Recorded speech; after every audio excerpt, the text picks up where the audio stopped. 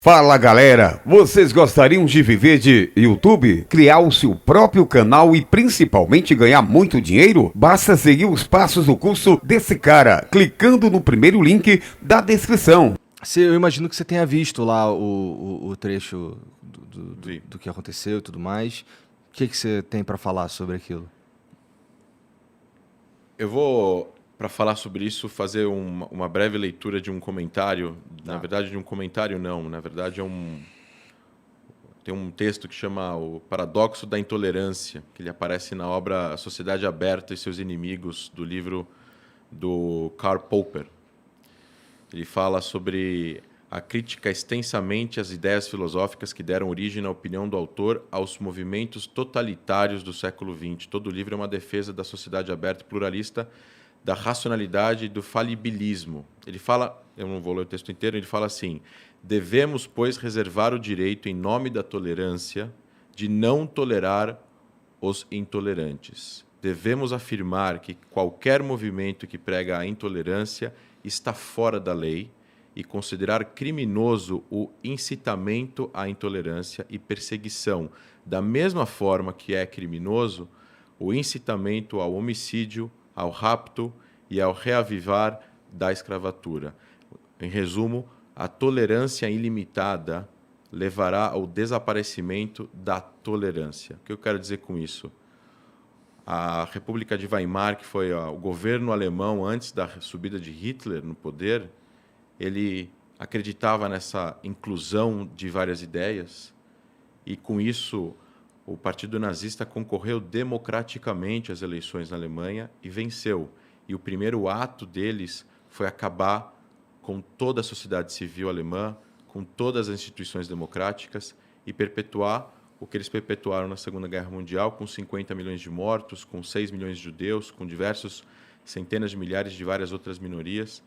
Essa abertura que eles deram em nome desse debate de ideias, o outro lado não entende esse debate de ideias. O outro lado não está interessado em debater ideias, o outro lado está interessado em tomar o poder com golpe e impor a sua vontade, que no caso do nazismo especificamente, é voltado a uma ideologia radical, extremista, genocida, baseada em raça.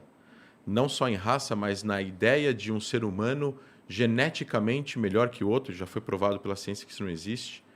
E para que a humanidade possa, entre aspas, sobreviver, como diz no livro Sapiens, de Yuval Harari, o escritor israelense premiado, eles acreditavam que eles estavam fazendo um bem para o mundo, o nazista. E eles mataram pessoas que, independentemente da idade ou do sexo, eles acreditavam que eram seres inferiores. Esse tipo de debate, dentro de uma sociedade democrática, ele não pode ser permitido, porque você não tem como debater com aquele que, se subir no poder, vai matar você. Isso está fora do campo democrático das ideias. É como você colocar um partido que é uma organização criminosa, como o PCC, ou você colocar, ou como a gente imaginar agora, grupos terroristas concorrendo a eleições nos países que eles estão se alojando no Oriente Médio. Isso é ruim para a sociedade, é ruim para a humanidade e ruim para o futuro do mundo. E acho que no mundo que nós vivemos hoje em dia, com a polarização política, com um ano de eleição no Brasil, com crises humanitárias acontecendo pelo mundo, onde a gente está vendo cada vez mais o aumento do radicalismo, do preconceito, e eu acho que a gente não tem que normalizar isso. E não é só sobre o nazismo, né? Quando a gente escuta frases assim em diversos lugares da sociedade que tem uma voz que influenciam pessoas contra gays, contra negros, contra qualquer outra minoria que seja, a gente precisa consertar isso. Precisa haver redenção, precisa haver pedido de desculpas, retratações.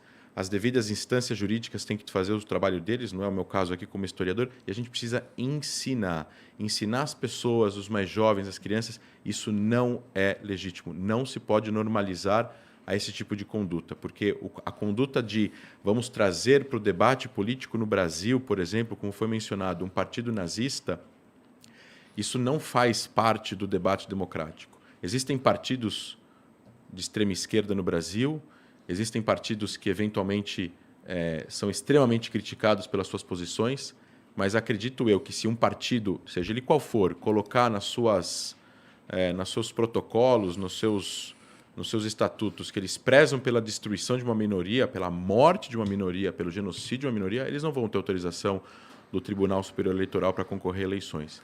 Então, não é comparável, né? Eu tenho sérias críticas a partidos extremistas, seja de um lado ou de outro, mas ainda assim, não é comparável. Para você colocar no campo das ideias o que a gente deseja para construir uma sociedade mais democrática, mais livre, com liberdade de expressão, mas essa liberdade de expressão ela não pode ser incitação ao ódio, à violência, ao estupro, ao rapto, à volta da escravidão, num país que teve a maior quantidade de escravos importados da Europa, 3,5 milhões, 4,5 milhões de escravos.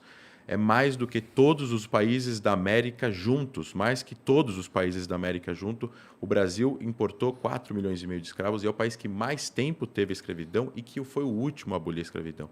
A gente não pode normalizar com isso. A gente precisa educar as pessoas, combater esse tipo de o discurso que tenta normalizar. Não é ok, vamos trazer isso para o debate. Não, isso não é ok, não faz parte do debate. O debate, se a gente abre o debate, como ele falou no final, se a gente abre o debate ilimitado para a tolerância, a gente acaba com a tolerância, a gente acaba com a coexistência, a gente acaba fazendo com que essas pessoas intolerantes possam vir a dominar o poder e aí a gente vai acabar com a liberdade total que as pessoas têm.